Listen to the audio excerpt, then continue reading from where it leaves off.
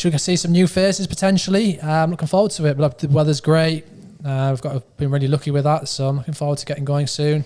First up, we've got the junior, the 3K, and I think we should hopefully see some fast times tonight. This is a great time of year to have an event like this for the youngsters, especially when they're transitioning into the track. Then I think, we'll be looking forward to seeing that, and we'll get going soon, and we'll hopefully be able to give you some names and see who's in amongst the top runners. Yeah, can't wait and see a lot of the youngsters there, all raring to go, all lined up at the start line. I think the great thing about these events is, we've mentioned this in the past with some of the younger elite athletes in the top flight races.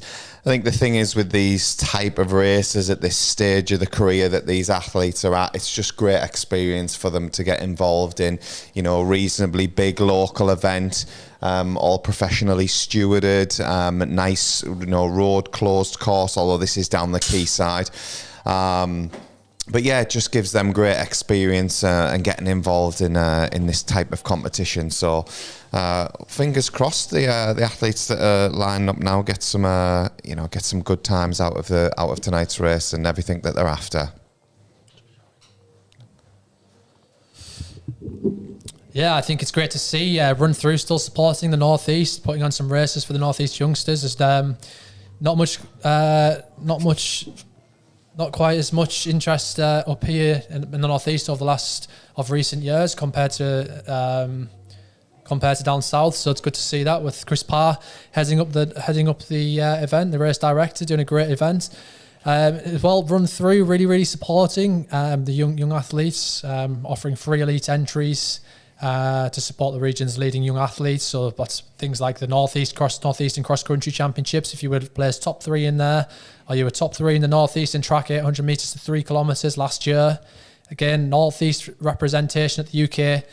Inter-counties cross country, you will have gotten a free entry here today as well. Northern Cross Country, English Schools Cross Country, National Cross Country Top 10, English Schools and UK Champs Track 800 metres to 3K, and any other exceptional performances at the discretion of the race director Chris Parr. I'm sure he's a generous guy. I'm sure he let most of our top young athletes in to try and give them some experience alongside some senior elite races tonight. It's great to see, isn't it, Big Red? Yeah, no, that is, Cam. It's a nice touch that to offer these athletes that are performing. It's almost like a little reward to go well with the good form that they've got. Yes, you can get in this race. It's free entry. The way things are these days, races do cost a lot to enter. So if you're giving athletes free entry into races based on performances, it's only a positive thing there. I tell you what, Cam, what I will say about this evening is they've got absolutely cracking conditions out there tonight. There's not a breath of wind along that quayside there. It's reasonably warm, not too hot, probably around about 11, 12 degrees. So it's perfect conditions for a quick time tonight. So hopefully we see, later on in the event schedule, we've got the A race 5K and the B race 5K. They're going off at 7 o'clock for the A race and 7:30 for the B race. So do stay tuned to that. And this will, it should pan out as a great evening of 5K races. Brings back memories, doesn't it, Rich, for back when we ran at the Northeasterns, moved on to the Inter-Counties Cross Country Champs when we were just chatting before, weren't we, about how we used to love being on the Sky Sports. Unfortunately, don't tend to cover that kind of stuff now, so I think it'd be good for them to get a bit of experience. No, it was in front of the cameras with Danny. Yeah, it was a bit of a thing back in the day when you'd be saying, I'm racing on Sky Sports of the weekend, and everyone would think you were getting a prime time slot when you'd maybe get 10 seconds going past. Was it Sky Sports 4? I think it was Sky Sports 4. Sky Sports 54, I think. It was a buzz. Yeah, it was a buzz, and I think again for the some of the young ones that are racing tonight, this will be like they'll go back and watch this and they'll clock themselves racing. The ones that are right at the front as well, they're going to get like coverage of themselves that they've never really had from a racing point of view. So it's great what RunThrough are doing, the way that they're engaged with the community and trying to promote the sport, but also again, like we've mentioned, what Chris has been doing in the Northeast. This race, the Quayside 5K, started a few years back, and it's grown and grown and grown to the point now where we've got multiple Quayside 5K races, and now we're incorporating this junior race and an A and a B race night in this spring edition. So, it is only a growing thing, but it's Chris is doing great work. So hats off to Chris. It's not often we pay Chris a compliment. It's not something we really like to do, Cam, but needs must tonight. So Chris, well done. It's great to see. Well, it looks like the athletes are just lining up now.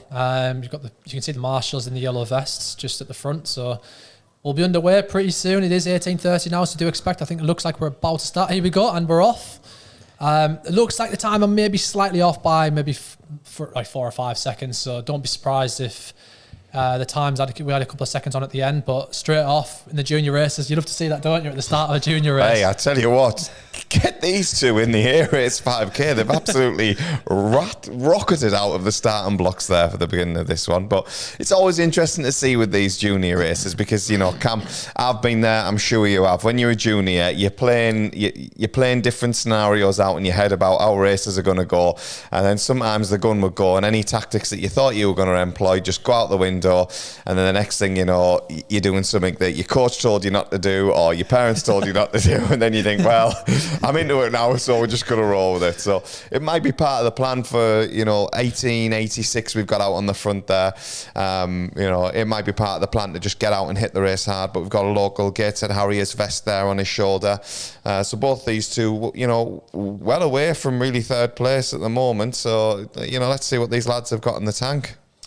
Yeah, I mean, we're going to try and bring you some updates on the people who are at the front at the minute. I can't even really, that vest, I can't really see which vest it is at the front. No, I couldn't tell which one it was. The writing's a little bit poor on that, so I'm not sure. Maybe the club should look at that. It says Harriers along the orange bit, but that's all we're getting. But anyway, we've got a young Gateshead lad at the front as well. We'll bring you the results soon. Chris has put out some markers after 400 metres, so we should shortly get out some information on who's out leading the event. It's a nice long stride from the Gateshead guy. He looks nice and comfortable. The best thing you can do in a situation like this is just sit in, get behind. He doesn't need to be up beside him. Just get behind, let him take the wind. I mean, we all seen what Kipchoge did when he ran sub 2 and he had about 5 pacemakers in front of him to take the wind. That wind resistance always adds up, especially over 3 kilometres. But like we say, it looks like they've went off quick, but it's not quite 5K. We're running 3K here, guys. So don't be surprised if they do tend to maintain this. And I'll be interested to see as well, just behind, it looks like a North Shields poly vest. Yeah, it does. So it'll be interesting to see how fast they've gone off. So if they can maintain this, like what Richard's saying, is sometimes you can start off a race and adrenaline takes over and the first 400 metres feels like a piece of cake. But actually, Rich, and it's not a nice feeling when you get halfway around, is it? No, Cam, it's terrible actually when you know you've overcooked a race and you're not even at the halfway mark. So we have got some names coming through for you. First place, Lucas Powell, is that? Timebridge Harriers? Well, that's not a Timebridge Harriers vest. I do know that. So there might be a slight technical error with the mats that we've got down there. But that's not Lucas Powell on the front. So I still can't bring any updates on names there. It looks like 1886 is Liam McDonough. He's an under 17 from Alnwick Harriers. So he's had a little trip down south from Alnwick there, down to Gateshead for this. And second place was the Gateshead Harriers athlete. We think that might be 1808. Let's see if we can have a little look through these time and mats there. 1808 looks like Alfie Cook, Gateshead Harriers, is on under 15. So a bit of a battle at the front between one of the under 17s and under 15s there in this 3K. And these two, Cam, they do look as though they're away a little bit. The rest of the field might catch them back up, but we're approaching around about the halfway mark now. So we've got this live stream going. We've got a couple of lead bikes out there as well. We'll bring you as much information as we can as the race pans out. Yeah, I mean, just looking at Liam McDonough, it doesn't look like he's actually got a 3K personal best. So either way, there we go. It's going to be a personal best for the young man. He is more prominent, I'd say. He does a lot of 5K runs and the park runs. Not much track racing experience, so maybe explain why he's went out to the front as hard as he has.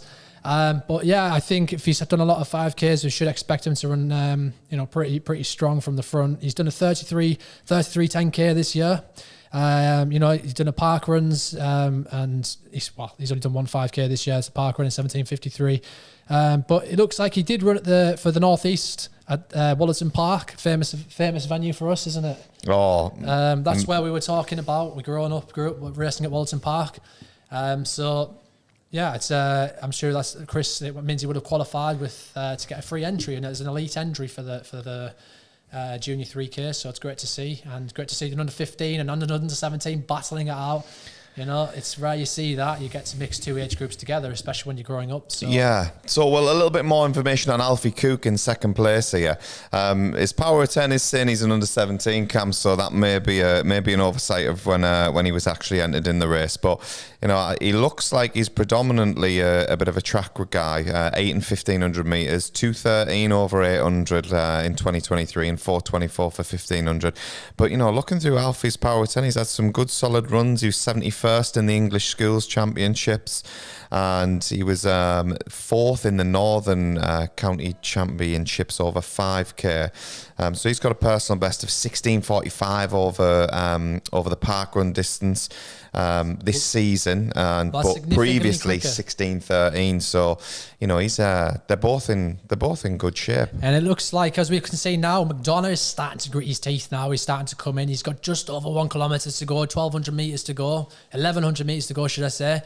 It does look like, though, the young Gateshead Harriers is in great form, because he's run significantly quicker over 5k than Liam McDonough this year. So be interesting to see if he's saving his kick for a little bit less to go. I mean, if that was me in this race, and you know, it looks like he's predominantly a track runner, you would expect him to hang on for a little bit longer onto the back of Liam McDonough and potentially kick away from him. But we'll see. I mean, this is what is exciting about these shorter races, especially shorter road races, because it's rare that you get to see a short road race nowadays, isn't it? Yeah, Cam, you're absolutely right there. I think one great thing about the race at the moment is you can see there's plenty of people walking along the quayside or stood spectating the event as well. You know, that's going to be a bit of buzz for these athletes that are out there, because you don't always get that, certainly on the cross or some of the road races that these lads will be competing in.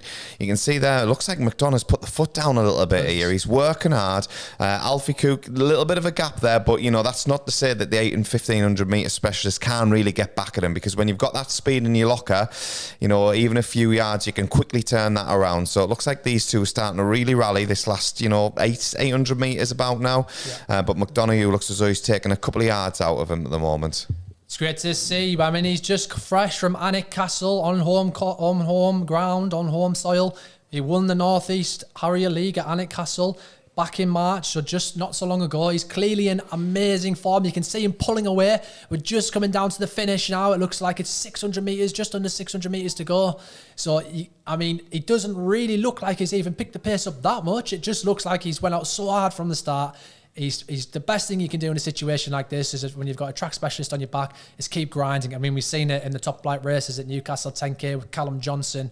You could see him plenty of times. I watched him at Bladen last year. He knows if he's got a tracker on his back, if they want to beat him, he's going to make them hurt. And that's the best way. Put them in the hurt locker. Oh, absolutely, Cam. You know, that's what it's all about, making people graft and put them in that hurt locker. And this guy is certainly making Alfie Cook graft here. And he's stolen a march on him, hasn't he? You know, he's got about, what, 20, 30 metres on him now, do you reckon, Cam? And, you know, there's no let up now. You know, McDonough he's working hard, and he's taking this victory. He set out from gun to tape. He's done this the hard way. So hats off to this young lad. And fantastic form. It's amazing to see. Look at him. He looks so smooth. The shoulders are still relaxed. I can tell you now, if there was someone else in the race, he's looking back. You don't need to look back, Liam. Well done. Keep running all the way to the finish. Keep grinding it out. See if it says PB's a PB. You get yourself across the time. Time bridge. Come on, Cameron. Over the Millennium Bridge. Listen, let's forget that. But someone get him sacked. Get someone who knows the quayside. Come on. Yeah. So I'll take over there, Cam. Over the Millennium Bridge now. He's gonna, you know, a little bit of an incline on that side. Nice little decline. Run it in. He should be soaking this up. Plenty of people there cheering him on. Enjoy this moment. Well earned victory. About 9 minutes on the clock. We were delayed slightly at the start, but absolutely great to see the T-side 5k champion goes to Liam McDonough from Alnwick to follow up from his Alnwick Castle victory at the North East Harrier League last month. That's 2 wins off the belt. Great to see. Well done, Liam. He's in good form. Alfie Cook there coming across in second place. Again, you know what? Alfie had a good go at him, didn't he, Cam? He was there till about 2.3k, and you know, the pace just lifted and he just couldn't quite stick with him there. Third place coming through then around about 9.25, North Sheets Polyvest.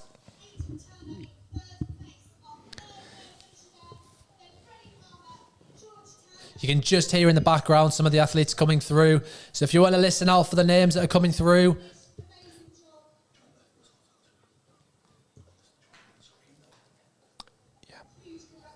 We'll just get the results up on the screen for you all just to make it a little bit easier. We can see hopefully some of the ladies will be coming through now. Some of the female athletes. Great running from these guys. Under 10 minutes on the road, especially at this age, is absolutely fantastic running. Some very, very promising results. Setting them up nicely for the track season before they maybe hit the track on a 3K or a 1500. Here we go. It's the first female. That looks like a Bertley AC vest. Oh, great. That's class running that. 10:15 from the young first female across the line. That's very quick. Yeah, no, that's a brilliant run, that. Yeah. We'll bring you some results on that soon. Yeah, absolutely. Second female through there for Gateshead Harriers. So it sounds like it was Bobby Phillips from Bertley that was first across the line there. So, you know, brilliant run from her.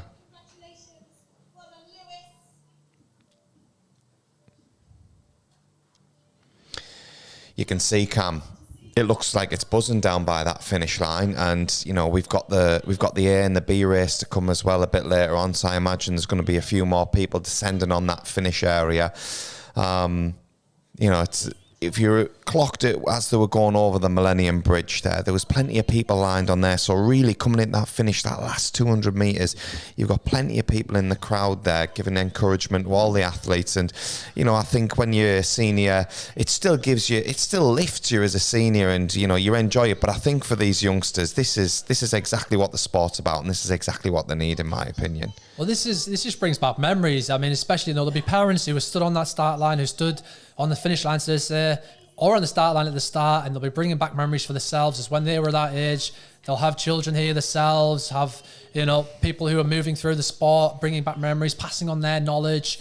You know, everyone shows encouragement in the running community, and it's one of the special things about this sport. And yeah, it's a fantastic evening. They've been very lucky with the weather. I mean, it was freezing cold this morning when I went out for my first run. So yeah, I think you know these young athletes will then move on to see the senior races that we've got which are coming shortly. They'll be able to see that and see where they could take themselves if they carry on with the sport. And it's an amazing atmosphere. So, you know, especially grateful for this one from Chris Parr, putting on a great show for the guys. Yeah, it is great. Lovely scenes down the quayside as well, Cam, on a night like this. You can see the Baltic in the background there, looking glorious. Time Bridge further up, Cam, just to get your geography right there. A little bit further up the quayside, but the athletes do pass under that. So it is quite a nice, picturesque route to be running around anyway. I mean, if you're going to be racing, you want to be racing in a nice scenic route. So what we're going to try and do today is anyone that wants any shout outs or anything, get on the live chat and just drop us a message. Any athletes that you know that are racing in either the A or B race, or any juniors that have crossed the line this evening and you want to mention them, you know, we're here. Any shout outs you want to give, just drop us a message on the YouTube channel, on RunThrough YouTube. Click on the live stream for the Quayside 5K and we'll be on there all evening. It's so I mean just to update you on the winning times there, we've got Liam McDonough, who is in 9:01. That's a fantastic track, almost breaking 9 minutes on the road, especially when you don't have the metrics, the laps to be able to figure out. I mean, looks like he wasn't looking at any watch. That's a good run, that. That's rapid. Around 9 minutes on the road, fantastic. Like gun to tape as well. Like, yeah. It just shows this is a quick course for a kickoff, I Absolutely. think. I mean, he hasn't raced yet on the track either, so I'm sure when he gets into some track races, he'll go a lot quicker than that. And you know, I'm sure we'll see more of Liam McDonough and Alfie Cook as well. Only, you know, less. I'm impressed. Yeah, I'm impressed with both of them two lads. They went out there and they got after it. It is. There's no point in, you know, if you come into a race like this and you know you're in shape, there's no point sometimes in sitting back really far in the field and trying to come through. Them two just got out and just hit it hard from the off. So yeah, well done to them. That's two brilliant runs there. It looks like as well from the ladies, Poppy Phillipson, 10:19. Only an under 13 at 10.19. That is absolutely fantastic. One word, running. Cam. Talent. That is definitely some talent right there. And I tell you what, I'm looking forward to seeing how she gets on in the track. She has actually opened up already on the track, so she is starting early. She's run the Kieran Maxwell Memorial in Middlesbrough recently in the 800 in 2:28.46. No surprise there, she won that race as well. So yeah, I think it's definitely as well North East Harrier League. She was first at Alnwick Castle in the Harrier League 2. I think, and representing the North East at the Inter-Counties Championships. So yeah, I think it's looking very bright for her. And I'm looking forward to seeing how she gets on. Poppy, well done, Poppy. Fantastic running. Just behind her, should we another under 13, Gateshead Harriers, Emma Blackburn in 10:32. Well done, Emma. Fantastic running. I know we did have a comment in our comments about the coverage of the females of the ladies race. Unfortunately, we only do have one camera on this race at the time, and we will try our best to update you as time goes on. But from feedback from what we've heard with the elite races, I know a lot of the female elite athletes. We had Jasmine on the podcast, who was the Newcastle 10K champion.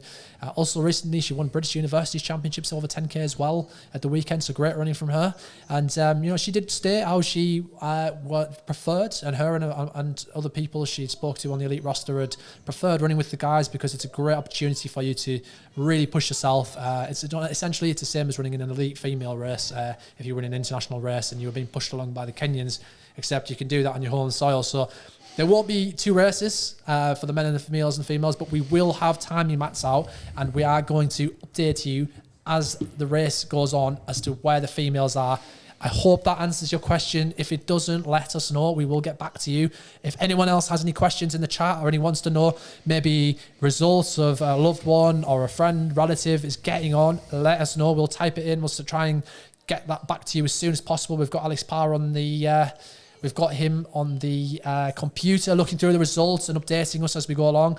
We'll do our best. And yeah, if we miss your comment, don't be afraid to remind us that we haven't got back to you yet, because we'll get back to you if you put a comment in the chat. Yeah, thanks for that, Cam. Looking forward to what we've got for the rest of this evening. We have got another 2 races to bring you, so plenty of live action going out there along the quayside this evening. So at 7 o'clock we have got the A race of the 5K. So we're really looking for some fast times at the front end of that race, and then that'll be followed at 7:30 by the B race. So two really good races going out this evening. There will be a similar route to the Junior 3K that you've just seen there. So along the quayside, under the Tyne Bridge, right the way up, and then turn back on themselves and then back down the other side. Except they'll be slightly a couple of K further. With this being obviously the 2 5Ks. So. As the evening progresses, we'll bring you a little bit more information on some of the elite athletes, or not elite athletes, the leading contenders we've got in each of the A race and the B race for the evening. Absolutely. I mean, we was only in August, I think, or that we watched Scott Beattie break the course record. Looks like a Crook AC. I'm no Crook AC badge when I see one. Well done from Crook AC, Wallsend. But anyway, back to that. As I was saying, Scott Beattie ran 13:45, I think it was. Absolutely rapid timing along the quayside. It was a perfect evening, just like this evening. So I'm not sure if there's a headwind out there. I mean, based on the times tonight we've seen with Poppy Phillipson running 10:19 as an under 13, and Liam McDonough from the front 9 minutes and 1 second for the 3K in the junior race of the 3K. I would imagine, especially at this time of day, that the wind has probably dropped. So do expect some fast times. Carl Avery, know Carl very well. Very, very strong runner, not afraid to go out aggressively. So don't be surprised if he hits the front. And do not be surprised if there's a couple more boys in there from the LD crew that are at the front too. So yeah, I'm looking forward to seeing this. And it's going to be a rapid race. So out and back, we've seen the course before. Athletes can quite easily gauge where they are once they turn around with 2.5 to go. So yeah, just stay with us. It's coming soon. 10 minutes to go. Might be a bit broken up the commentary in the meantime, but we'll try and keep you up with a bit of banter. If you've got any comments, like I say, just ask away. I've seen that. I've just been on the Morpeth Harriers men's chat. I'm part of the WhatsApp group there. Seeing Ali Douglas putting down the... he was putting a link in for this for the live stream. So shout out to Ali. Hope you're watching this, Ali. If you're not, and you watch it back... If you're not, you better be. If you're not, yeah. It's the place to be. Yeah, Cam, I know you mentioned the weather. Cam, I'm no weatherman. I don't profess to be a weatherman, but I'll tell you something for free. There is no wind out there this evening. Yeah. That is absolute perfect 5K conditions out there tonight, and I think that's reflected in the 3K time. The winners there, you know, both men's and women's, junior races there were absolutely rapid times.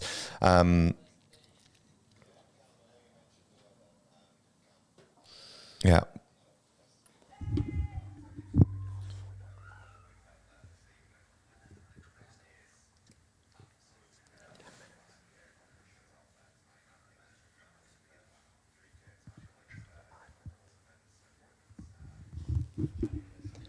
So I think what we'll do now is we'll drop out for the next 5 minutes. Me and Cam are just going to do a little bit more research on the leading entries of the men's and women's A race, and we'll bring some of that information to you in the next 5 minutes. But until then, we're going to put some nice background music on for you guys. So enjoy and stay tuned. We'll be back shortly.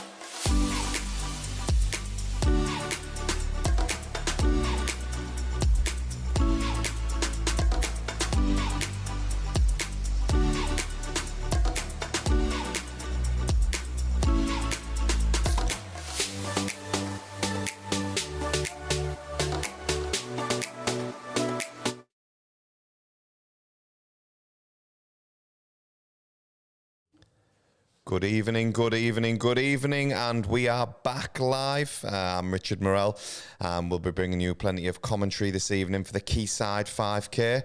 I'm joined in the studio again by my co-commentator. He needs no introduction. The man of the hour. He's sweeter than sour. Cameron, the bad boy of British athletics, Ross Boyack. Cam, how are you doing this evening, my friend? You've changed your tune 5 minutes ago when I got the name of the bridge wrong. Just to confirm, I got the Millennium Bridge mixed up with the Time Bridge. I think that's a crime up here. So I'm probably going to go into hibernation after this in case I get arrested. But yeah, no, I think it's going to be a good race. I'm looking forward to it. There's some big names here. We've got the return of some big names with the likes of Stacey Smith back racing again. Great to see Stacey back. It's a renaissance. This was Stacey Smith. She's she's been on the running scene at the top end of it as well, Cam, for a long time. Probably dotted in and out of sport a couple of times for whatever reasons, but she's back and she's running well. I actually clocked a result from at the Great North Run last year, and I'd seen that she was maybe 79 minutes over the half at the Great North Run last year, and it was not a nice day. It was very, very hot. So that was a cracking one for her. So it's great to see her back competing, but not just competing well. We'll be really looking out for her result this evening, because I think there could be a decent time there. We've got some big names in the men's race. We've got Linton Taylor, probably our leading entry on paper from Leeds AC. He was 10th in Armagh, which that's not an easy feat, Cam. You know that. You've competed in Armagh a few times now. It's a tough race. It's a fast race, but it's a tough race. So to finish in the top 10 there, that's a cracking performance. And he's clocked 13:54 and was recently third in the Riga half marathon. So Linton Taylor from Leeds AC, look out for him. He's certainly going to be up there. A couple more local faces. Cam, I will hand over to you to drop a few names, because you know a few of the lads a little bit better than me. I tell you what, Red, I'll let you name off your favourite man first. Oh, well, he's top of the list, and of course he is. I would say he is the man of the hour, but I've already donned that title out to you this evening. So Lawrence McCourt, the Ilkley half marathon winner, the 14:29 man on the road, 17th at the Great North Run, PB at Abbey Dash. He's here tonight, and he is looking for a big run. Cam, take it away. Looks like to see there's a good few boys in there. I've trained with a few of these myself. Scott Armstrong, he's in good shape. Scott, he's a 152-800 man. He's got a 1500 metre PB indoors this year in 3:58. That was in the winter, and he's coached by David Lowes. If I know anything about David Lowes' training, he's putting some heavy training in through the indoor season. So he'll definitely be in better shape than that right now. He is predominantly an 800 metre runner. He ran 50.91 last year for 400 metres. Be interesting to see if this helps him. It's that time of year we've been talking about already. And I'm looking forward to seeing how he transitions into the summer season from the winter. This is how a lot of the boys will be getting their last road races in before they get into the hit the track running. There's a Northeast Track League on tonight, actually. So they are missing that for this.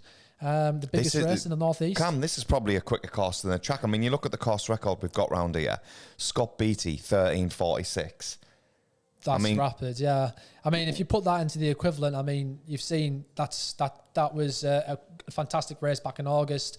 We've just talked about that. I said it was 13:45. It looks like 13:45 on the clock, because I remember watching it. But I think, they always round it up in the outdoors. It looks like Scott's brother Joe on the screen too.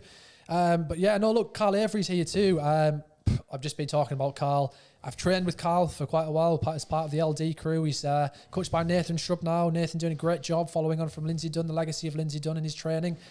We've both been, me and Rich have both actually trained under Lindsay at some point or other, haven't we? Yes, yeah. As was most of the Northeast. And yeah, so we know that Carl will be in strong form. He is an international runner himself, run for England many times. I think he's just back from a warm weather trip as well, Cam. Yeah, I think he was out in Albufeira, yeah. Yeah, I think he's obviously had a good training block when he's been out there, and he's fancying this tonight. And, there's money on the line, as there is, there's always generous money with these run-through races. But, tonight we have got £150 on for first place. Second place is £100, 75 for third, and that slowly works down through to 25 £25 there. So, solid prize money for a Wednesday night 5K, I would say. We've already mentioned this, but the conditions, they are with these runners tonight. You can't ask for much more. Fast, flat course, good weather, and a quality field. So, Cam, I'm really hoping we see someone sneak under 14 minutes tonight. And I think if they get it right and they work hard as a group early on, we could see that. And we're off now. The men are away. Here we go. Quayside 5K, Spring Edition 2024. Let's get after it. Let's go, and it's nice to see. It looks like Alex Brown is amongst the leaders there, but do not be surprised. As we said, looks like the man with the tan. Yeah, looks like Phil Winkler as well from Morpeth. Don't be surprised to see plenty of Morpeth vests at the front. Carl is not hanging about. I'm telling you now, I've been in sessions with Carl before. He's an animal. He absolutely does not hang about, and he will be putting the hurt locker in, just like we've seen in the junior race, hitting the front early on and making the boys hurt. And I can tell you now, just after being out in Portugal, he will probably, I would have thought, be in good shape. The boys looked like they were running well out there. But yeah, look, it'd be nice to see somebody under 14 minutes tonight. Yeah, I think, Carl's at the stage of his running career now where he's a mature athlete. He's had some good international experiences, some real good national performances as well. He's not here to mess about. He knows what he's capable of, and he knows how to deliver it, and he's not afraid to hurt himself as Carl. And I think that's why we've seen, just from the off there, a shift to the front, because he knows, right, I can go out and I can run 240 whatevers for per K for 5K tonight. So I'm going to go out and I'm going to do that. The rest of the field have got to make a decision. Do we go with this man?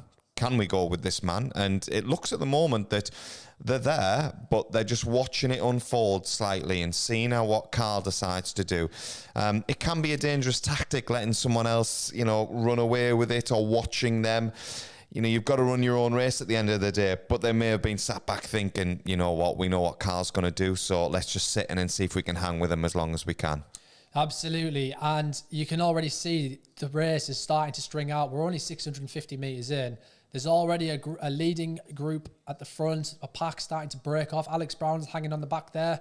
It's 4 Morpeth vests. It is the Northeast, so don't be surprised if you see more Northeast vests than anywhere else in the country. But it's nice to see that Linton Taylor has took this time out to come up and support the event, because, like I say, top 10 in Armagh. I mean, to get top 10 in Armagh is absolutely phenomenal, because that is a very, very rapid, one of the fastest 5Ks in the world. So to see him do that shows the calibre of athlete he is.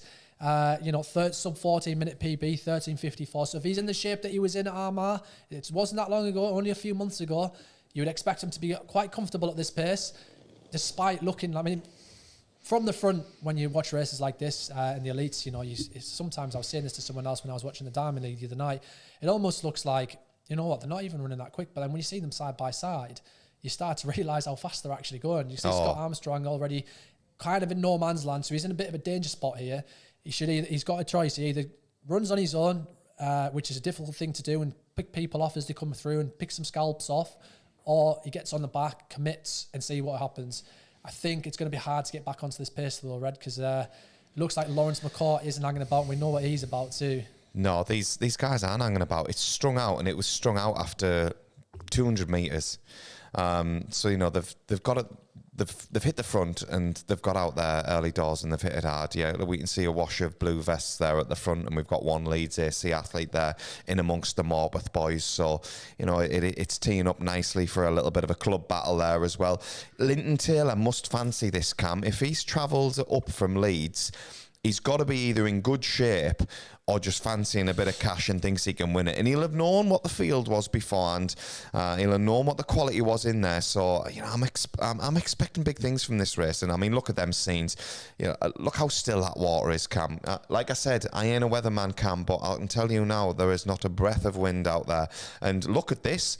Lawrence McCourt has hit the front. The fan favourite, the hometown boy, has hit the front. And he must be in good shape, Cam, to take this on this early from Carl Avery. Carl Avery's no mug, I tell you that, because he's hit the front and he's already put a little bit of a gap on there. I mean, Linton Taylor, I can imagine he's probably quite chill at the minute. You would expect that. He's happy to just sit in single file. It's quite a tight course at this point in the race. So I'm looking forward to seeing if he can maintain this. I can imagine he is. He's a strong runner. I'm not sure if he's still being coached by Laura Whitman. But we have joked a few times in the podcast about Lawrence and Laura and saying that, one of the greatest achievements is getting Lawrence into the shape he's in. So testament to Laura. And I think we were just talking like what Rich was just saying about the weather. I mean, it's absolutely still. We're down by the quayside in the studio, and we can look out now. We can't see a breath of wind out there. It's perfect conditions. It's not too hot, which is good. And there's plenty of shade there along the quayside too, so you're in away from the sun. But there's no wind. So I think on a night like tonight, you've really got to grasp the opportunity because it's rare you get a night like this in the northeast. I tell you. Absolutely. So you can see we're coming up to around about the 2K mark now. So keep your eyes on the clock. We'll obviously give you the split of what they're roughly working at. Current pace on the bike, take it with a pinch of salt. It says it's around about the 2:55 mark. So, as we'll give you that. That should bring them in, if it was accurate, around about 5:50 through the 2K. But it's certainly not going to be that, Cam, because we're coming up to 2K now and we're hitting 5:40 there. So, we're not messing about. This is quick. This is on for around about the 14:10 mark. Is my maths correct there, Cam? I'll take your word for it. I think it is, Cam. I'm not a weatherman or a mathematician, but I think my maths is correct there. So, that's going to bring them in around about the 14:10 mark, which... Again, I always say this, I think that last K, it does pan out very different. When the pressure comes on from people, especially if it's a race as well, you can easily drop another 5-6 seconds off that last K. So, we could be very close to the 14-minute mark. And I tell you what, Larry Mack on the front there, looking well, Linton Taylor pulling up next to him. These guys are rocketing along here, and we could be on for a quick time. I hope we get close to that 14-minute mark, Cam. I'm desperate to see it go. I mean, at this pace, if Lawrence McCourt carries on, it looks like he's going to be on for a big personal best. And like we just said, the weather conditions are there. Lawrence is not hanging about. Here we go, as we turn round at the halfway mark. It does say 2.35. I mean, that's about right, because we have to go back over the Millennium Bridge, not the Time Bridge. Well done, Cameron. Good to see you switched on for this episode. So Lawrence, he's still pushing the pace. Linton Taylor, the England international runner, no surprise there. He's tiptoeing along like a gazelle. He looks very comfortable. So I'll be interested to see if he gets close towards the end, what his tactics are. Because look out, because there will be a point in the race where he'll have it planned out in his head. Well, I mean, he'll be taking in the environment, taking in the other runners, trying to work out how Lawrence is breathing, and working out, is the pace slowing? If the pace is starting to slow, does he feel comfortable? Does the runners around him look like they're struggling? If they are, don't be surprised if Linton hits the front. Tell you what, Cam, this is aggressive running from Larry Mack here.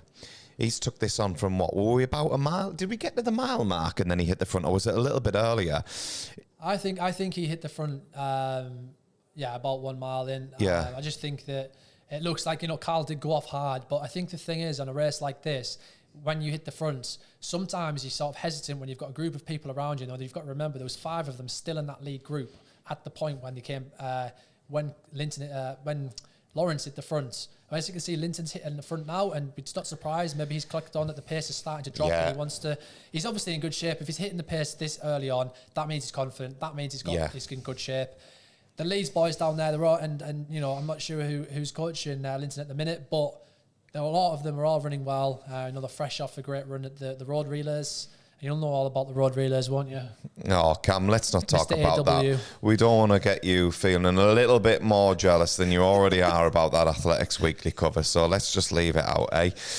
So we can see these 3 have definitely pulled away now. And, I would think the pace that they're going, unless the wheels come off one of them, and if the wheels were going to come off one, I'd be looking at Carl Avery, because he looks like he's having to work to really stay with Linton Taylor and Larry Mack there. But I would think these 3 might be away. You can see now that the other athletes in the A race, they've all hit the halfway mark and are turning round. So these guys have got free run over this course now. They're not double backed on the other athletes. I feel like we can't cover this 5K race without mentioning the man on the lead bike. Do you know who it is?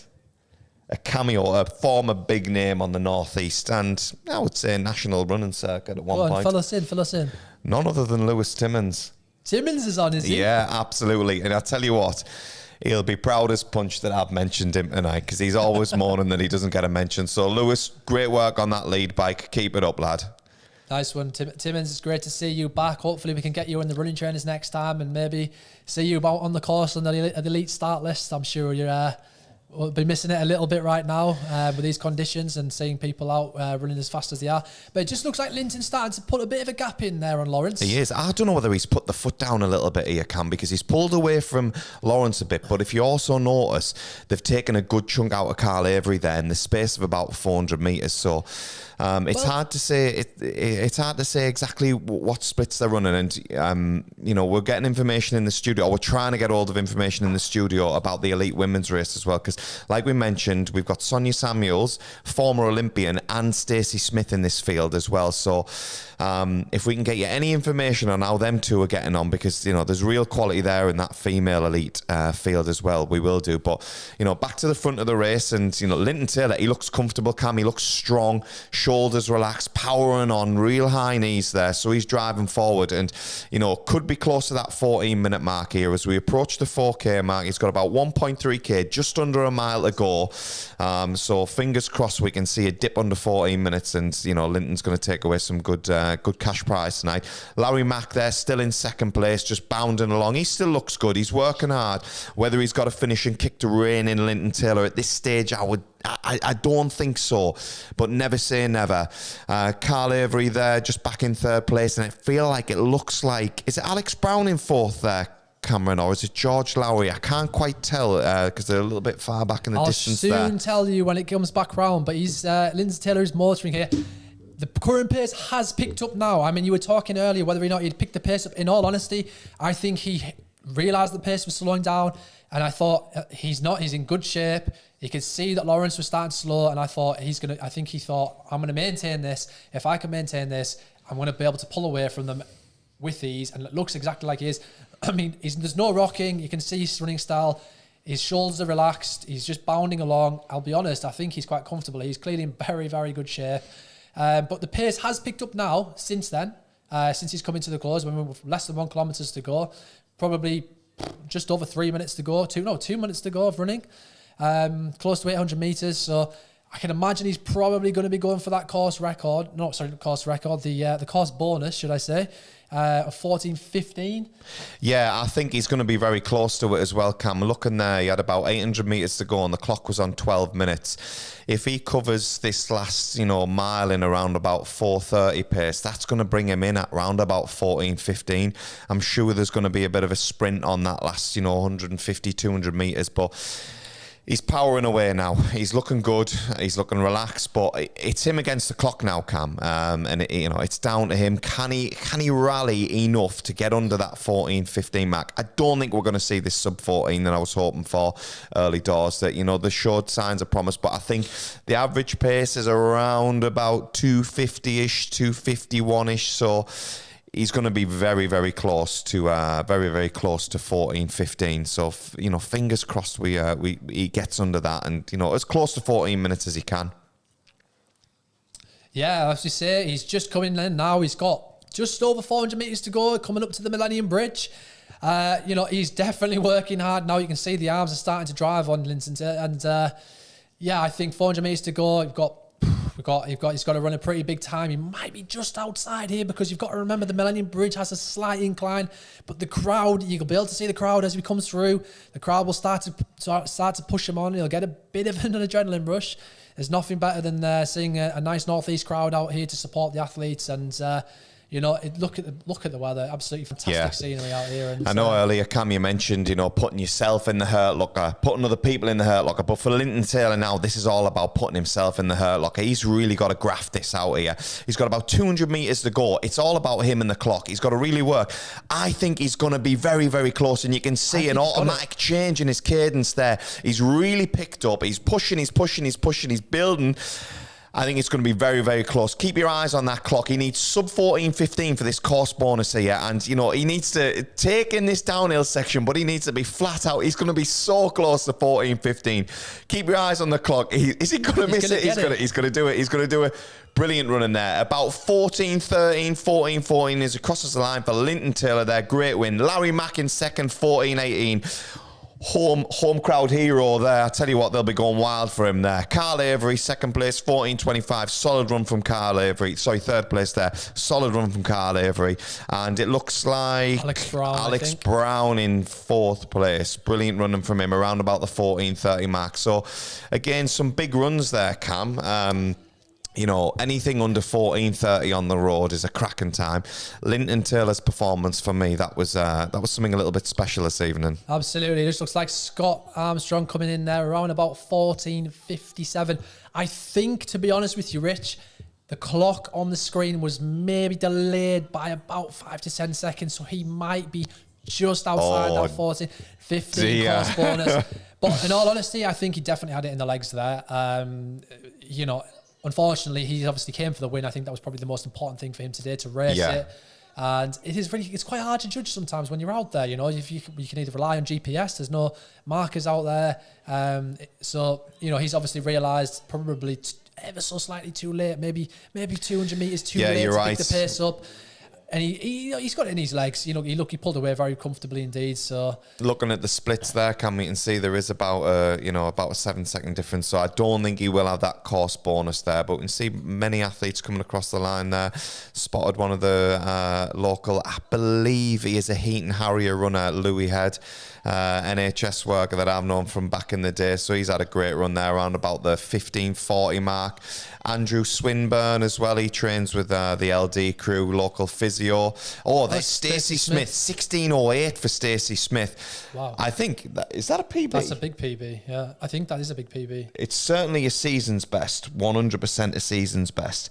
That is a personal best for Stacey Smith. Her first personal best since 2017. Stacey Smith is back with a bang. That is quick running. That is very quick running. It's a smashing effort. I tell you what it is, Cam. What I've noted about Stacey Smith's progression is you've got a power of 10 up in front of you there. If you have a look back at early 2024, there was a few park runs on there outside 17 minutes. Whether they were part of sessions or whatever was going on with them, I don't know. But I tell you what, the drop down in time there to around that low 16 minutes, that's something special. And you know, I see big things coming for her in the future, Cam. If she's dropping times like that at this stage of the season, it'd be interesting to maybe get some word off Stacey Smith on what the intentions are and the plans going forward. And if we can do that, we can reach out to Chris Palm. Maybe we can get a bit of time with Stacey and see what's going on for the future, eh? Absolutely. I mean, I know that she is historically a 1,500 metre specialist.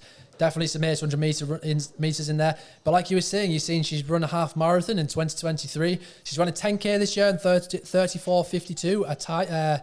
Port of Blythe 10K. Again, she won it as well, didn't she? She did. First female. She was first female. She was 5th overall with the men. So yeah, she's in great shape, very clearly. You know, that was at the start of the month. Again, that is transition period at the minute. I'm sure she's gone through a transition period.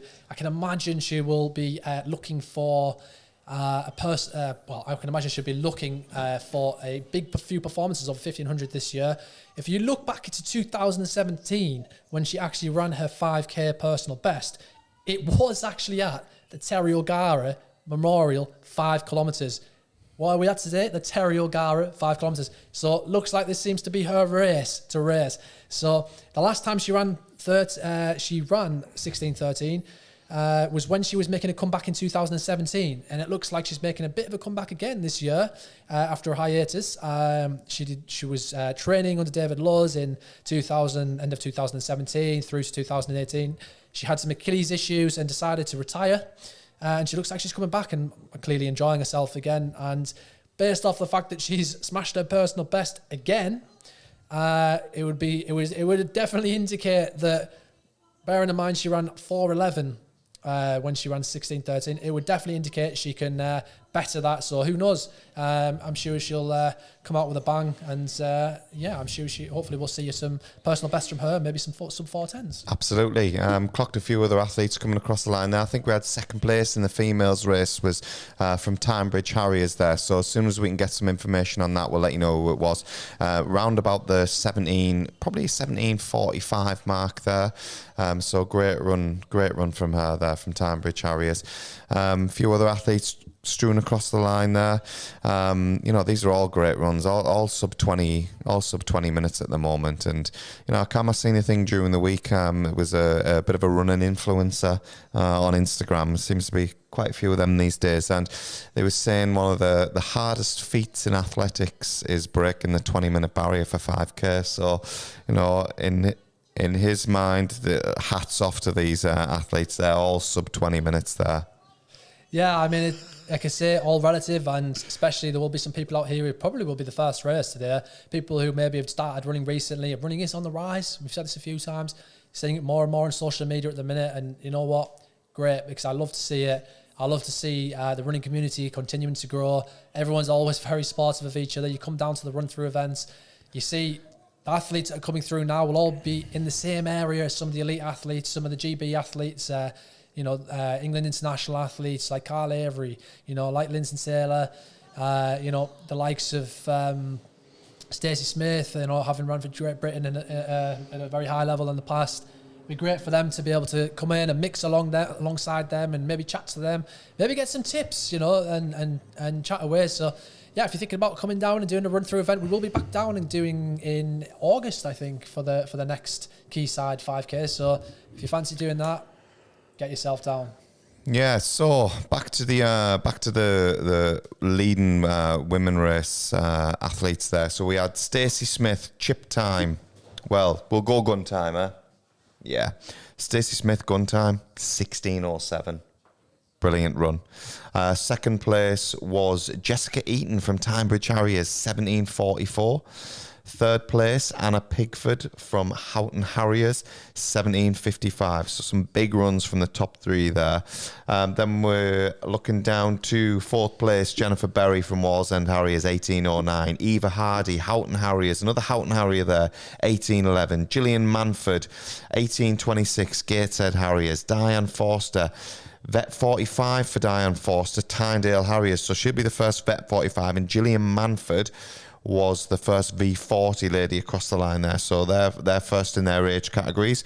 We had Poppy Buck there in 19:10 from Morpeth Harriers, and Claire Harlow, Vet 35 lady from North Shields and Polly in 19:11. So some good solid runs there, some good positions for the veteran competitors in there, the age group category winners there as well. So, great run. Can't my words out there, Cam. Great running from the women's field there. Well done. Yeah, fantastic running. I'm looking forward to seeing some of these ladies opening up on the track season as well and further into the roads as well. We'll bring you the final results of the men's at some point soon as well. Rich is just getting them up. It'd be great to see. Yeah. We do have the B race coming soon as well, which will be interesting to see. I'm looking forward to seeing who's in that, and we've touched on this before about the fact they have the A race and the B races, and sometimes it is actually more beneficial to be in the B race because it's rare when you get to an event like this, if you've got elite performers in there, international athletes, that you get a chance to really have a race with your competitors, and essentially it strings out so fast that it's just a flat out race every time. So it's a bit of a different experience sometimes when you're the fastest in the race. You get to hit the front, use your tactics, a bit like what Linton Taylor was doing, where he sat behind the leaders, and when the pace decided to drop, using his tactics to be able to maybe just maintain the pace and keep the pressure on, and then eventually starting to kick away. And this time, sort of sadly, didn't quite work out. He was slightly off the 14:15. Do you want to tell us what time he ran? Yeah, Cam, on the note of Linton Taylor there. So first place, gun time 14:20 for the Leeds AC athletes. So, main thing is he took the win there. He took the win from the local North East Morpeth boys there. Hats off to Linton Taylor. Travelled up from Leeds for this race. So, some well-earned cash there and a victory. Second place, fan favourite, Lawrence McCourt, 14:24 for the Morpeth Harrier there. Third place, Carl Avery, 14:31. First place for the Vet 35 though, so that's first place for Carl Avery there. Alex Brown in fourth place, 14:38, another Morpeth Harrier, and then like you said earlier, Cam Scott Armstrong across just under 15 minutes in 14:57 for the Sunderland Harrier there. Then we're down to Joe Wales, 15:13 for the Gateshead Harrier. Max Creasy in under 20, 15:15 from Middlesbrough AC. So he was the first under 20 across the line there. That's a good solid run for him at this stage of the season. Philip Winkler, 15:19 for the Morpeth Harrier. Jack Douglas in 15:20. Luke Davis, 15:32. He was second in the under 20 category from Western Temp.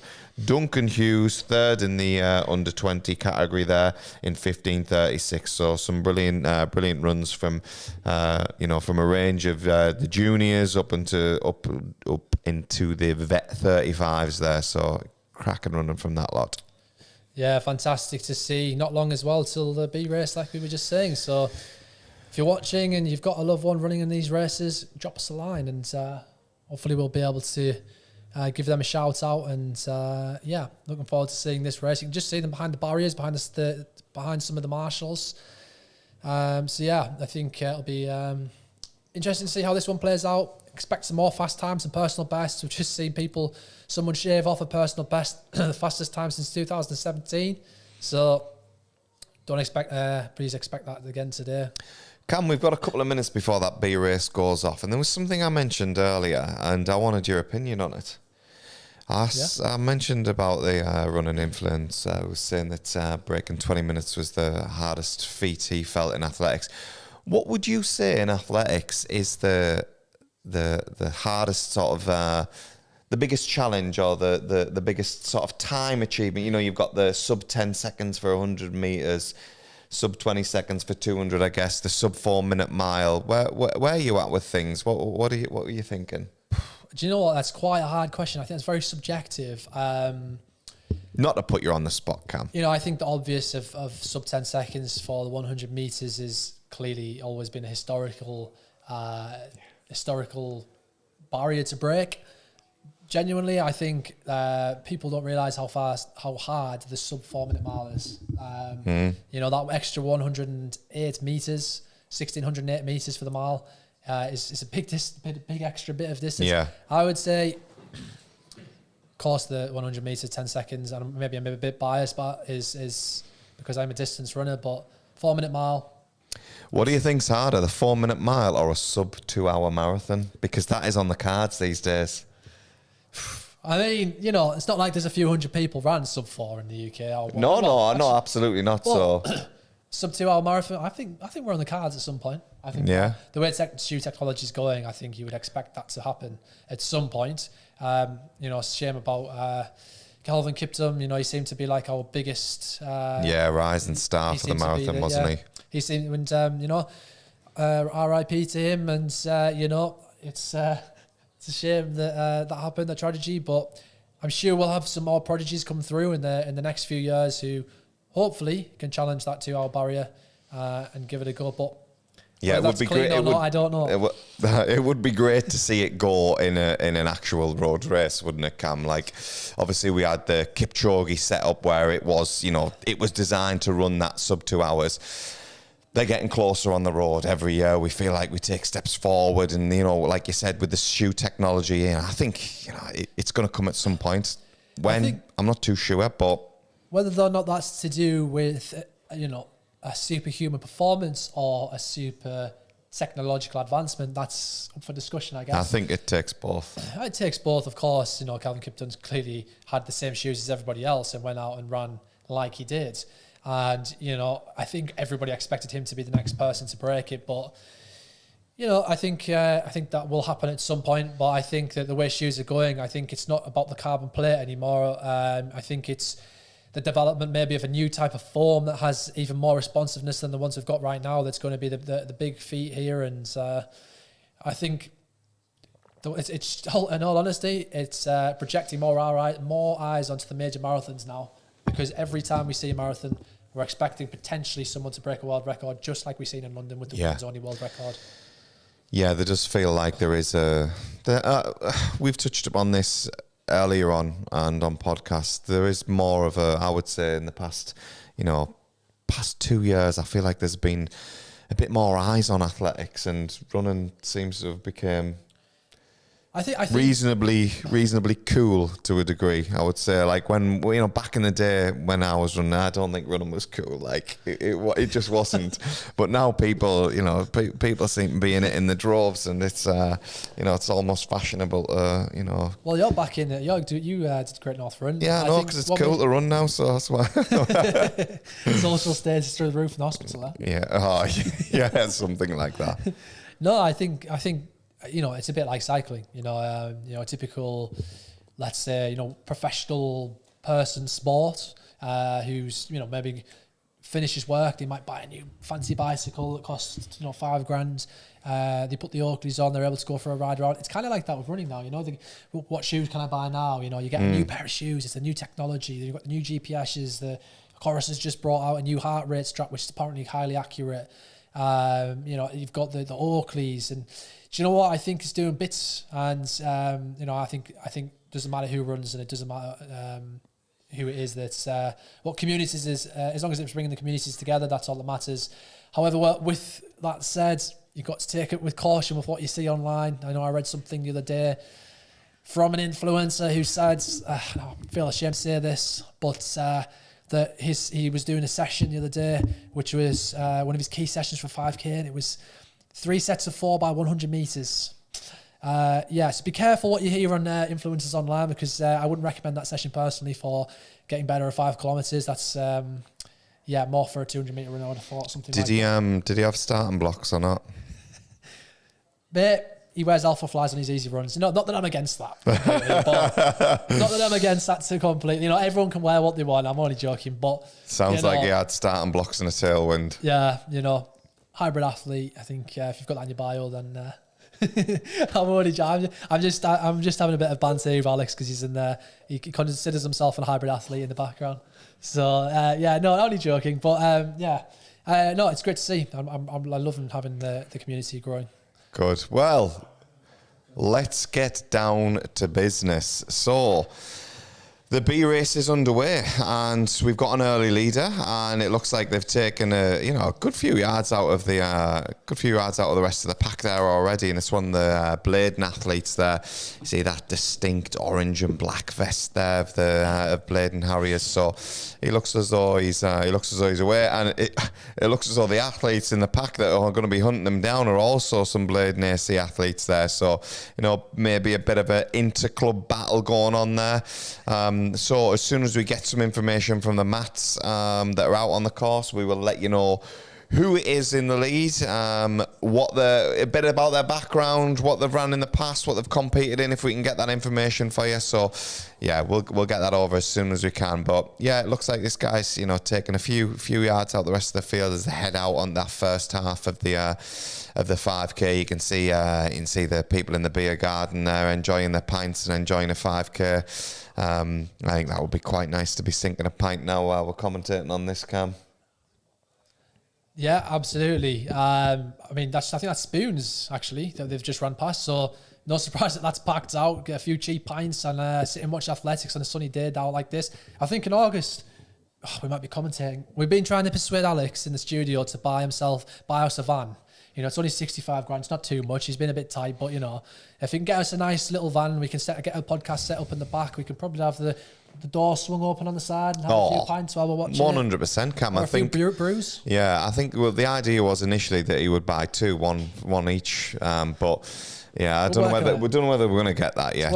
Work in progress anyway. But no, we've had a comment. Money's tight, too tight to mention, so we might just have to have the one. Touchy subject. I think we've just had a look at the comments there. We can see Faye B in the B race. I don't know who Faye is, which club you are. Whoever's put that comment in, big shout out to Faye from the B race. Faye, good luck. We hope to see you. If we can get some more information on exactly who you are and which club you're from, tell us which club Faye is from, and we'll give her another proper shout out. Tell us what time she's running for. Give us some context, and we'll give a shout out for the viewers, and hopefully the rest of the viewers who are watching can look out for her too. So good luck to her. Just at the front of the race, we're just passing 1K now, about 3:36 for K, so it's good. We're chipping along at a decent pace here. He looks nice and comfortable. You can see he's looking around. It looks like he's enjoying the views as he's running along, actually. So not sure. We haven't got the results yet. We're waiting to see the splits to see if we can see at the front. But yeah, no, looks like he's Bladen at the front. We can see Wallsend as well. You can see a young Bladen runner there. She looks to be just bounding along, sticking on the back of the Wallsend guy who's got his head down. But like I said, quite a few Bladen runners in this, isn't there, Rich? There is, yeah. It seems to be packed out at the front with Bladen athletes there.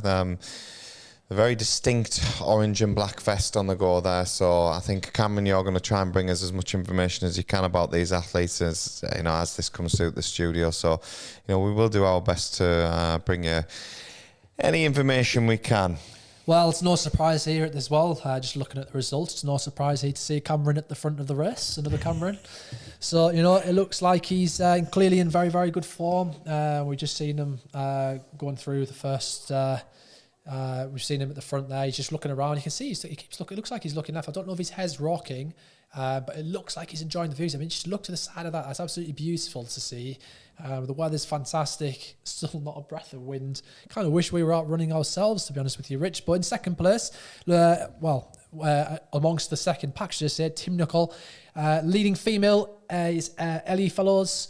Again from Bladen. We just said there, under 17 ladies, and she's in the B race. I mean, to be honest, she could have been in the junior race, but it looks like she's chose to step up and race some of the senior men. So just shows how fast she's actually running. We've got Neil Fellows there as well from Bladen Harriers is amongst the leads. Jamie Ward from Wallsend Harriers. So that looks like Jamie there at the front battling away. He's got his sunnies on. I don't blame him because those rays were pretty bright earlier on. You don't want to be squinting in a 5K, do you? Cam, I'm just wondering here, Ellie Fellows and Neil Fellows, both Bladen Harriers. I wonder whether there's some family relation going on there. Could be a father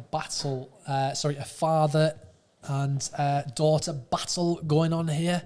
Let's see if Ellie can take it to Neil and see if we can... I'm telling you what, Neil... If she beats you tonight, I hope you're buying her a super good present because she deserves it. Oh, it's got to be a fish and chips on the way home from a race. Got to be, yeah. Surely, yeah. Absolutely. Wednesday night, fish and chips special. Bit of curry sauce on there. Cam, let's get to some shout-outs because we've got them flooding in thick and fast. Barry McKenzie, shout out to Freddie Turn. Barry McKenzie, easy shout out to Freddie Turn. Freddie Turn, shout out. Jonathan Holmes, shout out to the Darlington up and running staff team in the B race. Oh, up and running, Cam. I'm sure you'll have passed through that store at some point, picking yourself up some nice short shorts for the track season there. Ian Knox.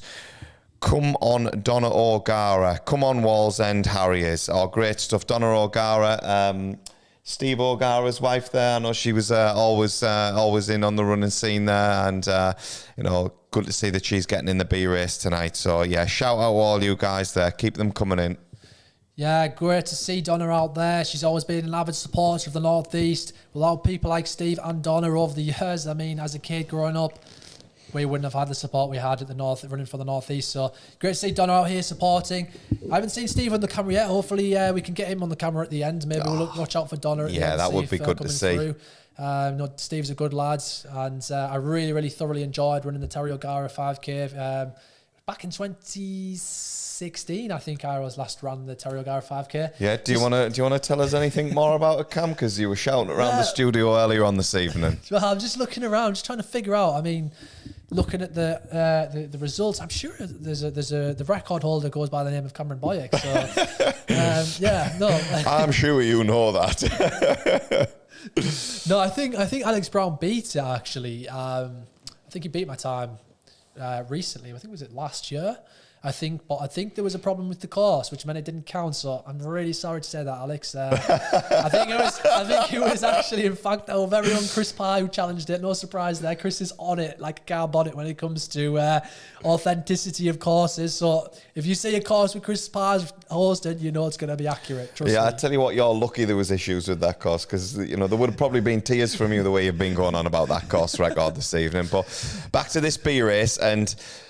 There's developments going on. The Tyne Bridge crew seem to be flooding through after a quiet early start over the first 1K. It looks like we've got a Tyne Bridge Harrier there heading them up there, and it looks like it could be Simon Barnes leading the pack, followed by Gavin Thompson. So those Tyne Bridge Harriers making a bit of assault on the front, and it's not going to be an interclub battle anymore, Cam. It's going to be a battle of the big northeast clubs there. Tyne Bridge Harriers and Bladen AC. Those are the vests that are filling up the front of that race at the moment, and there's a lone Wallsend Harrier there. So yeah, great to see a bit of domestic club rivalry going on there. But the early leader in Cameron Fairlamb, he looks as though he's been reined in, and still up there is Ellie Fellows. So she's having a real good run. As we come up to around about the halfway mark, we're just approaching. We're probably going to go through halfway in around about 9:30ish, 9:35. So that's going to bring them in just over the 19-minute mark at the moment. So brilliant running from them. And like I said, as the race pans out, we'll give you a bit more information. But Cam, just looking at this stream now, you can see the athletes in the background. They're on their way up to the halfway mark there. It just shows the amount of athletes that have actually passed through this course this evening, because, the A race was stacked, probably a slightly smaller field. We had the junior race earlier on at 6:30, and now we've got the B race. And, we've got plenty of athletes just, taking in the scenes and, hoping to whatever goals that they've got this evening, whether it's personal best, season's best, just to complete the race. There's a lot going on there, and they're all doing a wonderful job out there. So hats off to all of you. Absolutely, and it was nice to see as well at the front there looked like a couple of Crook AC vests. My dad actually used to run for Crook, and I've been up there as a kid growing up, playing football in the middle of the pitch while the boys are out there. Dennis on the watch. So it's great to see Lisa Donaldson, who it looked like at the front. So it looks like it's going to be a great battle between Ellie Fellows and Lisa Donaldson. So great to see Matthew Brim as well from Crook AC, who was also up there. And it was starting to tighten up the front. So Cameron Fairlamb is going to have to hold on if he really wants to win this. He's going to have to keep pushing the pace, because they were really catching him behind him. And when you're at the front of a race like that, and you've got a pack of people all working together behind you, that's when it becoons dangerous, and that's when they really start to reel you in. But if you want to be able to maintain that gap that you formed early on in the race, you've really got to grind it out and do the Callum Johnson. But you can see here, Ellie Fellows is at the front, and she just looks like she's sitting. She looks comfortable. She's got an absolutely fantastic running style. Great to see a youngster, another Northeast youngster coming through, mixing it up with the guys. I mean, you have to be pretty fearless at that age to be mixing it up with the guys. And look, it looks like she's actually hitting the front now. Yeah, she looks controlled, doesn't she, Cam? She looks relaxed, and you could say she's timed this one to perfection to make a move. Really, we've got about 2K left to go. As you noticed, Cameron took a bit of an early march on the rest of the field and got out there and hit it hard, whereas Ellie seems to have settled back and came through and progressed through the race slowly. So it looks like she's leading Neil out at the moment as well. So the fish and chips could be on Neil on the way home tonight.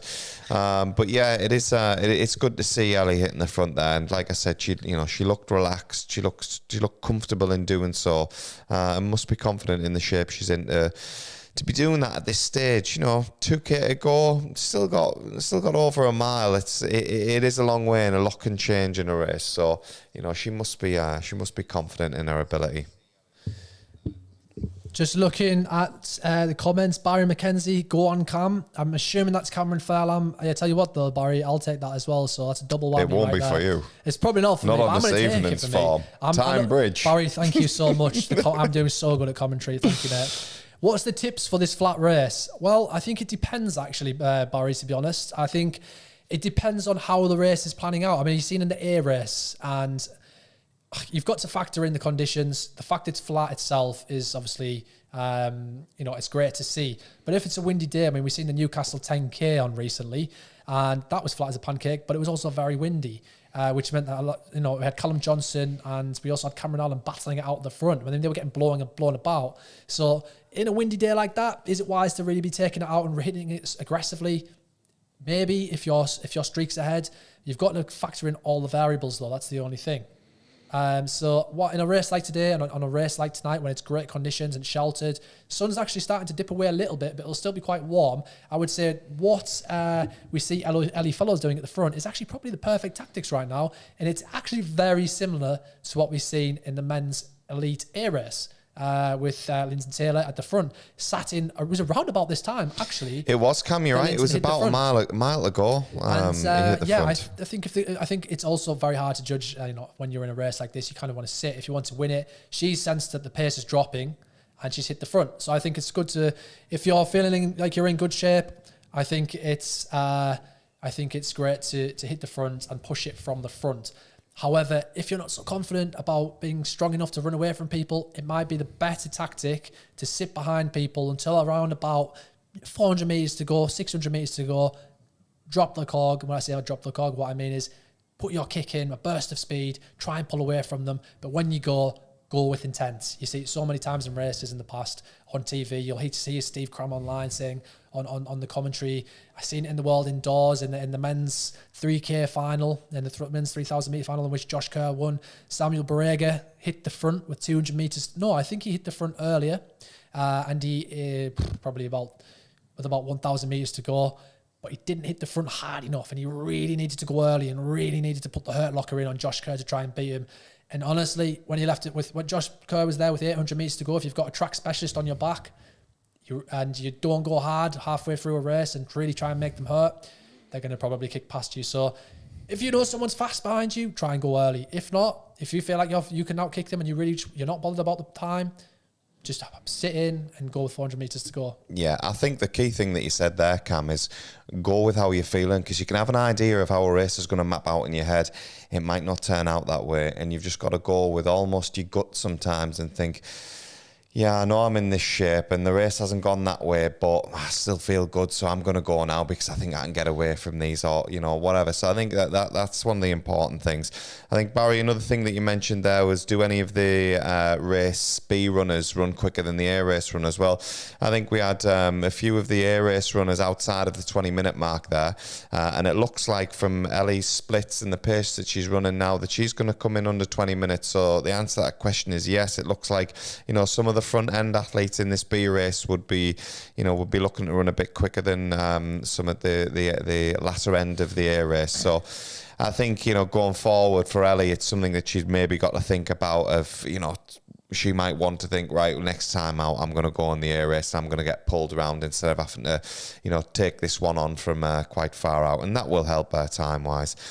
Graham Cook's dropped a message in, go Gilly from Aycliffe Running Club. Yeah, Graham, got her out there. Go Gilly, great to see. Hopefully you can maybe spot her on the camera towards the end. No worries, Barry. That's absolutely fine. If you want any more tips or advice, you know who to come to. Alex Crystal. I don't know if you're shouting yourself out there, but we'll give you a shout out anyway. So go Alex Crystal. Maybe it's a relative who's named after yourself. I don't know, but yeah, go Alex Crystal. But yeah, no, thanks to Gateshead Harriers for hosting the Terry O'Gara Memorial. That was Ian Knox. No worries. I mean, we'll pass on the messages to Chris. Chris is the guy who's essentially set the whole thing up alongside Gateshead Harriers. He's been doing the Quayside 5K alongside Gateshead Harriers for a while. Also, as well, on top of that, I think we'd best say a big thank you to RunThrough, because they've done a fantastic job here. They're doing a great job. We'll be back actually pretty soon for the next Top Flight Series race, so do watch out for that on the RunThrough YouTube channel. We'll have a podcast at some point coming soon talking about the Elite A races with our RunThrough events. So shout out to Gateshead, and also shout out to RunThrough as well for putting this on. So we can see Ellie looks as though she's coming up to about 400 metres to go. It looks like she's away, Cam, doesn't it? She looks good. She looks easy. She looks relaxed, which is all good signs. All good signs at this stage of the race. And you've got to wonder, what else is in the locker. What else has Ellie got in there? What's the potential? In the A race, we would definitely have seen it pan out differently for Ellie. Whether that would have worked out better on the evening for her, because it's now like being on the front of a race and hitting the front and feeling good and getting the support. Sometimes getting in fast races and getting pulled round, it doesn't always work for a time. And, you know, it's something we always hammer home in the podcasts. It's all about winning the race at the end of the day, isn't it, Cam? Getting that number one. Ellie's having a little look behind there just to see what the rest of the field's doing. Seems to be rallying up the slight incline on the Millennium Bridge there. But, you know, great run from Ellie this, and looks like she's going to take the winner title for the B race tonight. Absolutely. It's this great running from Ellie, fellows. Absolutely fantastic running. Just remember, she's only an under 17. So to be running this, it looks like it's going to be under 19 minutes for Ellie, fellows, from Blade and Harriers. Fantastic running, Ellie, all the way through to the finish. Absolutely amazing. You can see the crowd cheering her on all the way through.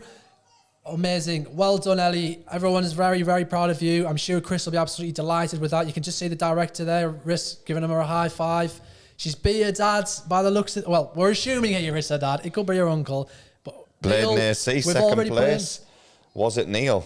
That's the question. We will have the results coming. The 2 Timebridge Harriers there. It is. Oh. So 1 and 2 for the fellows. We need confirmation if they are related, because we've just maybe spun a story that has got actually no facts to it there. But we've seen the 2 Timebridge Harriers there. They put up a good fight against the Bladen Harriers, but it was Bladen's day-to-day, Cam, wasn't it? They came out on top 1 and 2, and you can see the black and orange vests flooding across the line. Now Bladen Harriers out in force. Great to see in the northeast there. Absolutely. It looks like Simon Barnes in 3rd place, 19:10. He has a chip time of 19:07. So second lady across the line there. Cam, was that a Crook AC vest? It looks like it was potentially. And I know you know a Crook AC vest. I know a Crook AC vest when I see one. That looks like to me, that might be Lisa Donaldson. Oh, in Lisa. 1930. It's sub 20 minutes for Lisa Donaldson. Amazing running, Lisa. First vet 35 as well. So Lisa Donaldson, that's a number 1 to her name as well. And another quick time there. So some great times coming through here, Cam. We'll get you as many results as we can as the cross the line there. So they will start to come in thick and fast now as the masses come through. Have we got a 3rd place female? It looks like we've got Grace Cameron in 2nd place, another sub 20, 19:42 on the chip. You've got to remember, when we say the chip time and the gun time, chip time, when the athletes, in the run-through race, when an athlete crosses through the start line, that's when your time starts on the chip time, and that's the time you will get as your final time. The gun time is just when the gun goes off, so the guys at the front will have their gun time, usually the same as their chip time. So don't be worried if you maybe start a race like this and you're halfway down the pack and you've got hundreds of people in front of you. Your time won't start until you cross the start line. So yeah, it looks like it was actually behind her, Carrie Collins. So it looks like Carrie Collins from Timebridge Harriers. Again, 2 seconds off of Grace Cameron. So that looks like there was a real battle going on there for 2nd and 3rd. A shout out for one of our athletes, Alex Crystal. Alex Crystal is across the line in 1950. So that's the gun time for Alex Crystal there. So there was a shout out for her earlier on the race. So if you're still watching, Alex is across the line in 1950. So brilliant run from her there. Whether it's a PB or not, we haven't got that information, but, you know, cracking running there. Yeah, absolutely fantastic running. Thank you, Ian. It is fantastic running indeed. Yeah, amazing running from the guys, and you can just see at home that people are absolutely loving watching people push themselves to their limits today. People coming across the line and mixed emotions, I guess. Yeah, some people are happy, some people are absolutely elevated, happy, you know. And yeah, no worries, Ian. No worries for glad you enjoyed the coverage. Red's really enjoyed himself here tonight. And yeah, I don't really know what you mean, Barry, about mental race. You think the race was mental? I mean, it was pretty good. We had an under 17 girl who absolutely dominated the whole field. She could have chose to go on the junior race, but it looks like she chose to step up and better herself. So maybe next time we'll see her in the A race, further bettering her time. So good luck to her, and it's good. Hopefully we'll see Ellie at the Northeast Championships on the track this year. So Durham City Harriers vest coming through. Great to see Durham. You know what? It's like second nature for us. Look at that. The Jarrow Arrow. A lovely athletics vest, Jarrow AC vest. I would say it's well up there with my top vests in the northeast. That certainly, obviously second behind Morpeth. We can see Jesmond Joggers coming across the line there, and another Timebridge Harrier. I tell you what, the local clubs are out in force tonight, Cam. Gateshead Harriers, Bladen AC, Timebridge Harriers, Wallsend Harriers. The lot, they're all out there, and it's great to see that these races are really supported by the local clubs. I mean, and you've got a quality race on your doorstep. So if you're toying with the next one, get down to the Quayside 5K in the summer. It's going to be a cracking event. It's going to be bigger and better than ever. And you're going to have me and Cameron Boyack on commentary. And, you know, Cam, if that doesn't make a race, then I don't know what does. Well, you've heard it here first from Red already. Rich is on about getting on the pints next time, so it might be a little bit more loose next time. But we aren't messing about. It's going to be top commentary from the go. And yeah, we're looking forward to that. Like I say, it's always a little bit faster in the August race. Track racing season's coming to an end. People are out there to maybe get a nice little payday. Scott Beattie, 1346. Now signed professionally with Hawkers, so you're going to be able to see some professional athletes this time. Crowds are usually pretty big. There'll be a nice run-through village, just as people have today. Plenty of freebies getting given out. So if you want the full experience, make sure you get entered. Well done, Stuart, as well. Jonathan Holmes says, well done, Stuart, from Up and Running. Team winner. Great running, Stuart. Clearly got a great fan base here. Up and Running. Thank you, Up and Running, for supporting us. I've been in their shops many times as a child growing up in Darlington. My dad worked through there, so yeah, great to see the Up and Running team out here supporting the local events. Yeah, Up and Running. We'll keep slinging the shout outs your way. If you can maybe sort me and Cam out with a new set of carbons each, that would be great. I think, Cam, one of the things that we should do, obviously we've given out a lot of shout outs to the athletes tonight, and we give a shout out to Chris Parr. Obviously, RunThrough themselves putting on the event in association with the Terry O'Gara race. But I think another thing that we always forget about, and these races would not be possible without the support of the stewards. You know, the lead bike, Lewis Timmins tonight. Danny on the camera, bringing us all this information, setting up these live streams so we can bring you this commentary. Alex Parr in the studio as well, you know, sorting out the tech and our VW camper van in the summer.